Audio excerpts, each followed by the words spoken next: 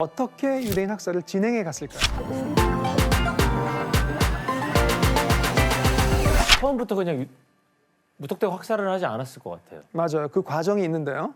우선 2차 세계대전이 발발하고 나치가 이제 폴란드를 먼저 침공하잖아요. 그래서 폴란드 여러 도시에 유대인들을 격리해서 수용하기 시작합니다. 이게 바로 게토죠, 게토.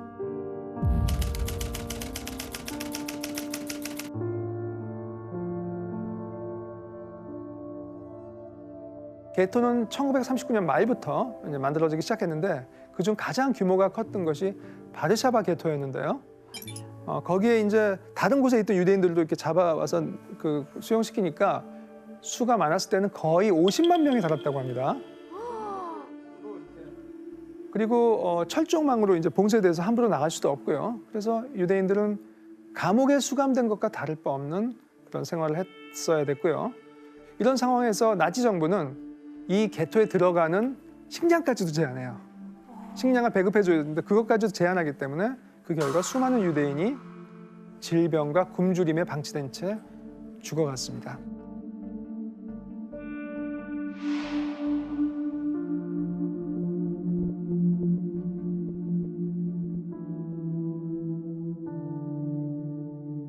그래서 그 아까 자료 화면에 다 삐짝 말랐구나. 맞아요, 맞아요. 네네.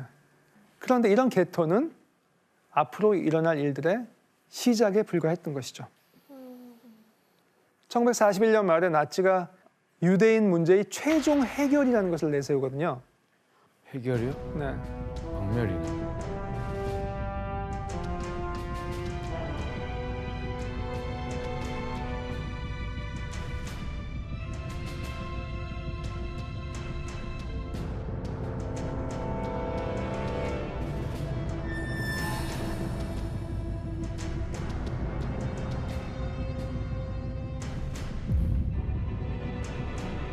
더 이상 유대인으로부터 방해받지 않는 깨끗한 유럽을 만든다는 발상이죠.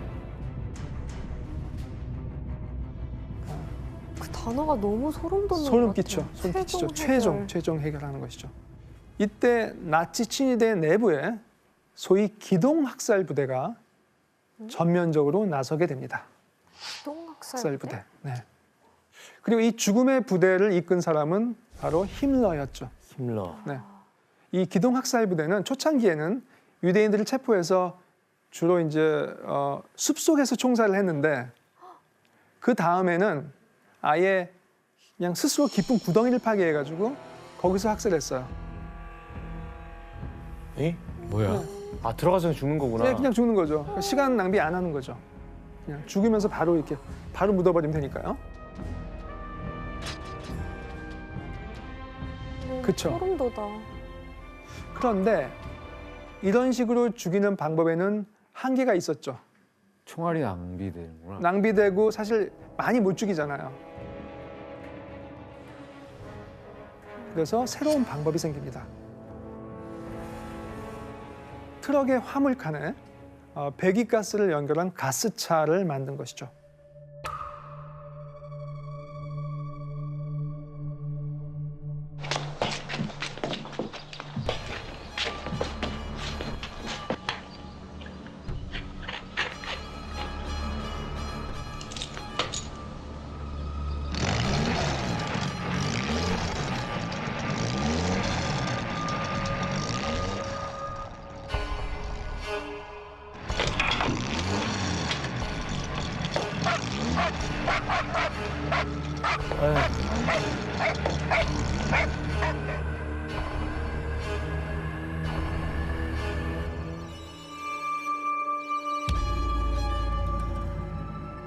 아, 아.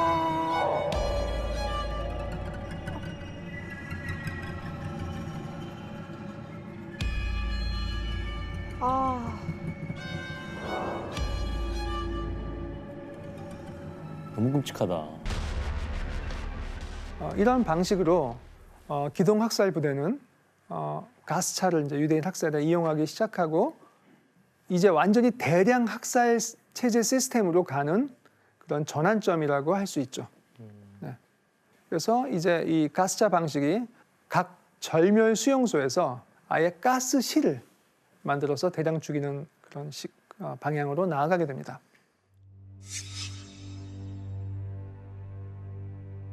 유대인들은 가스실에서 죽음을 당하기 전에 먼저 다 이제 머리카락을 강제로 잘리거든요.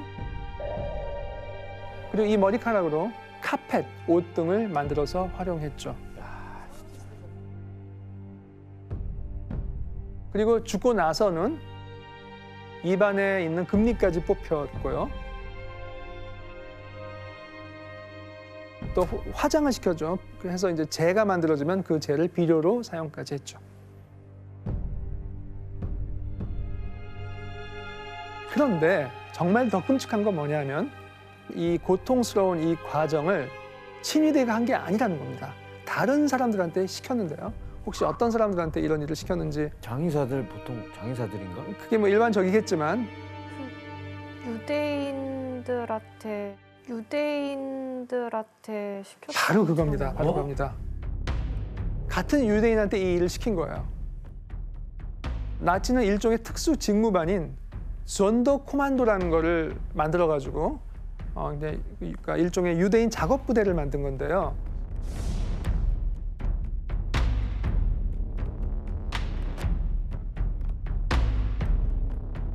죄책감 느끼도록 일부러 그렇게 했나 보다. 그러니까 본인들이 하지 않고 모든 걸 유대인한테 정패하는 거죠. 그냥 너희가 해. 사실 유대인들이 그러면 그걸 어떻게 했을까? 어떻게 하지 않을 수 없는 상황이었던 것이죠. 그러니까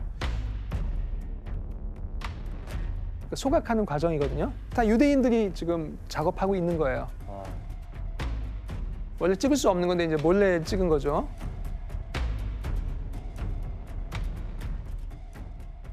또 놀라운 거는 이 소위 특공대로 일했던 사람들이 3, 4개월마다 교체됐다는 겁니다. 그 얘기는 3, 4개월 있다가 이들도 채용시킨다는 거죠. 예. 왜냐하면 이게 알려지면 안 되니까 했다는 것이죠. 아니 참다 진짜. 니키 씨도 이 특공대, 이 존도 코만도에 대해서 알고 계신가요?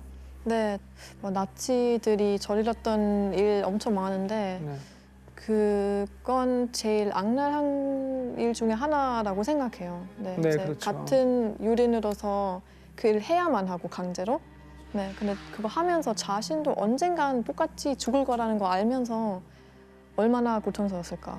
정말 신체적인 학대도 있는데 더 잔인한 정신적인 학대 그런 요소도 있어요. 그런데 이 끔찍한 대학살이 이어지는 가운데 절멸수용소에서 벌어진 만행이 하나 더 있습니다. 더 끔찍한 거죠. 유대인들을 대상으로 생체 실험을 한 것이죠. 아이고. 특히 그 중에서도 아우슈비츠 수용소에서 활동했던 바로 이 사람이 가장 악명이 높았습니다.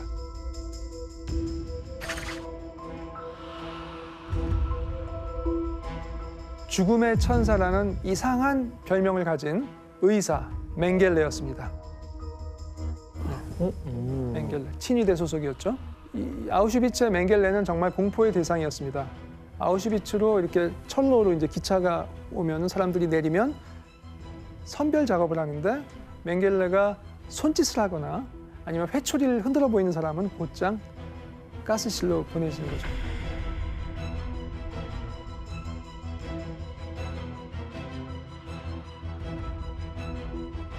그의 악행은 이것뿐만이 아니라 온갖 끔찍한 실험들을 했는데요. 특히 쌍둥이를 대상으로 하는 연구에 열을 올렸습니다. 쌍둥이. 당시 맹겔레를 보조하던 사람이 증언한 내용이 있는데 혜성 씨가 읽어주시겠습니까? 해부실 옆에는 일하는 방이 있었는데 14명의 쌍둥이들이 심하게 울면서 대기하고 있었다. 맹겔레는 단 한마디도 말하지 않고 주사를 준비했다. 주사를 놓자 잠깐 움찔하더니 그 아이는 죽었고 이런 방법으로 그날 밤 쌍둥이 14명을 모두 죽였다.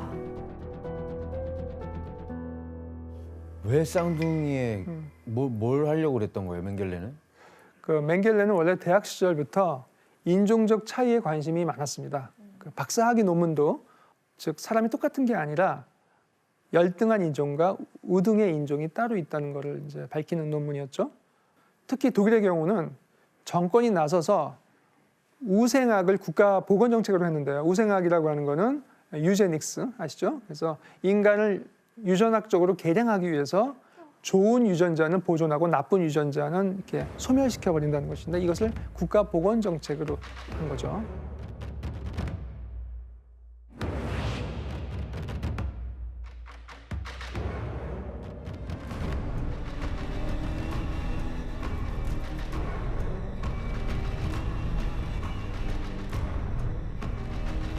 이후 이 수용소에서도 맹겔레는 여전히 이런 연구에 이제 집착했는데요.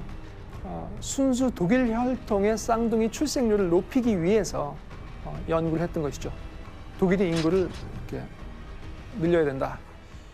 어떤 쌍둥이들은 죽을 때까지 얼마나 혈액을 뽑을 수 있는가를 이렇게 실험해 보기도 하고요. 또 심지어는 쌍둥이의 혈관과 기관들을 이렇게 붙여가지고 일종의 샴 쌍둥이를 만들려는 시도까지도 했다고 합니다. 물론 엄청나게 악마죠, 악마 정말로.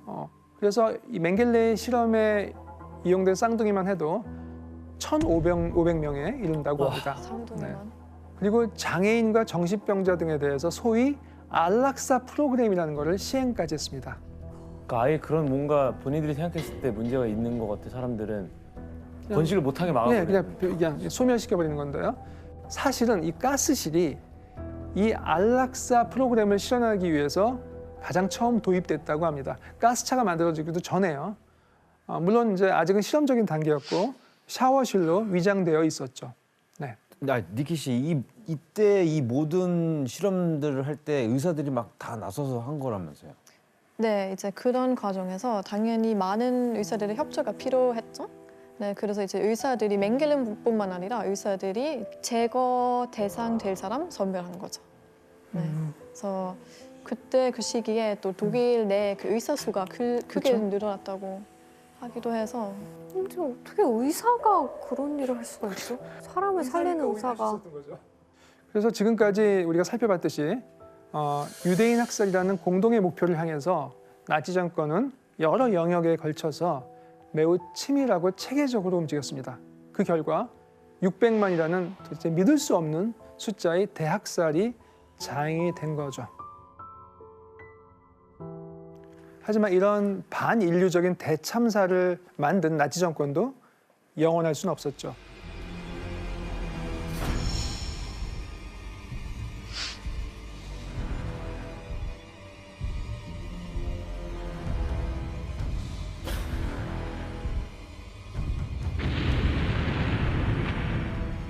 이 차 세계대전의 막바지 무렵에 소련군은 결국 베를린에 입성합니다. 독일의 패배가 확실해진 순간이죠. 이때 히틀러는 어디서 뭘 하고 있었을까요? 아, 이거 또 배우지 않았나요? 배웠죠. 네. 배우셨어요? 얘기해 주세요. 까먹었죠. 저희 그 약혼녀와 맞습니다, 맞습니다. 자살하려고. 공간 자살.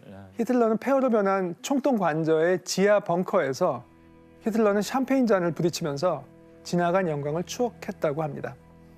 그리고 유서를 남기고 에바와 함께 스스로 목숨을 끊었습니다.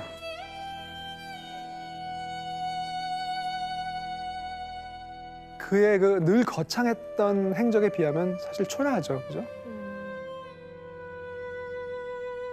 그가 뭐 실제로 어떻게 최후를 맞이했는지는 정확히 알 수는 없습니다, 사실.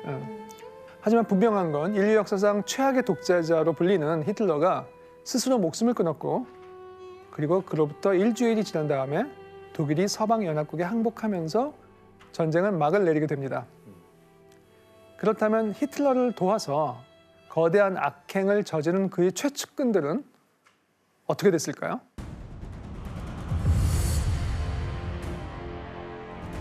먼저 나치 선동의 중심에 섰던 괴벨스, 그는 어떤 최후를 맞이했을까요? 사용당하지 않았을까? 도망갔나? 히틀러는 괴벨스를 자신의 총리로 임명했고요. 그리고 자살을 하는데 바로 그 다음 날 괴벨스는 그의 아내 그리고 6명의 자녀들과 함께 음독 자살을 합니다. 괴벨스는 자신의 시체를 불태워달라고 했지만 타다만 시체로 남은 바로 이 모습이 그의 최후입니다. 그리고 나치 정권의 핵심 친위대를 이끈 히틀러는 안경 대신 안대를 차고 독일군 헌병으로 위장한 다음에 도망치려 했거든요. 네. 그런데 영국군의 검문소를 지나던 중에 걸렸구나. 네, 걸렸습니다. 그래서 여기서 문제를 내겠습니다. 네. 자신의 정체가 발각될 위기에 처하자 히틀러가 한 행동은 무엇이었을까요? 알 것 같은데. 저항했을까요? 저기까지 간 거면 어떻게 해서든 안 걸리려고 도망치려고 하는 그렇죠. 거예요. 예. 그렇죠. 살려는 의지가 강했으니까요. 정답. 네. 갑자기 다른 그렇지. 나라 말을 막 하면서 이방인이. 예, 이방인인 것처럼. 규현 씨, 틀린 거 정답이 알고 아닙니다. 알고 있었습니다. 네. 그러기에는 너무나 유명한 사람이었기 때문에 정답. 약간 갑자기 막 소리 지르고 욕을 하면서 심신미약이야, 심신미약. 네. 심신미약처럼 나 정신병자인 척을 했을 것 같아요. 바로 혜성 씨. 혜성 씨 오답입니다. 정답. 알았어. 네. 정답. 지원 씨? 저기까지 갔을 때는 정말 살려고 하는 의지가 있기 때문에 발각될 위기에 딱 처했잖아요. 네. 그럼 딱 이러는 거지.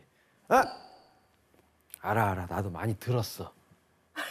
닮았다는 얘기 많이 나 들었어. 그거 많이 들어요. 주변에서. 그런 소리 많이 듣습니다. 저. 근데 아니에요. 뭐 이렇게. 지원 씨 오답입니다. 네. 네. 어려운데? 힌트를 하나 드리겠습니다. 스파이 영화에서 정체가 발각됐을 때 많이 나오는 장면이죠. 스파이 영화요? 정답. 느키 씨? 독극물로 자살했나요 혹시? 정답입니다. 아, 네. 스파이 영화. 바로 자살했구나. 네, 자살했습니다. 자신의 정체가 발각될 것이 두려웠던 히틀러는 결국 입안에 숨겨두었던 청산가리 캡슐을 깨물고 죽음을 선택합니다. 청산가리로. 네. 이렇게 괴벨스와 히틀러는 자신들의 엄청난 과오를 인정하지 않은 채 반성도 없이 그냥 자살해서 죽었습니다. 네. 괴벨스가 2차 세계대전 시작되기 전에 자기 일기장에 이런 말을 남겼다고 합니다. 우리는 역대 가장 위대한 정치인으로 역사에 남을 것이다. 아니면 역사상 가장 악랄한 범죄자로. 정확히 맞췄네. 네. 그 예언대로 히틀러와 히틀러 측근들은 모두 역사상 가장 악랄한 범죄자로 남게 되었죠.